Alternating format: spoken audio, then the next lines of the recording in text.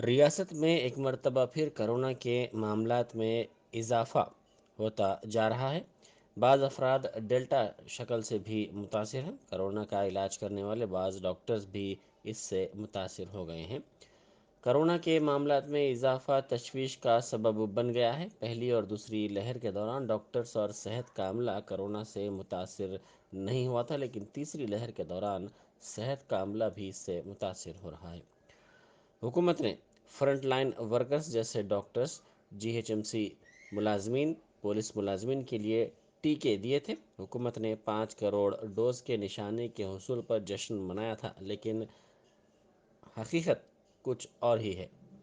Front line workers ने तमाम dose लिए, इसके बावजूद रियासत में मुस्बत मामलात में इजाफा होता जा रहा है। पहली और दूसरी लहर के बरखिलाफ तीसरी लहर में सूरत हाल मज़ीद पेचीदा और ख़तरनाक हो गई है।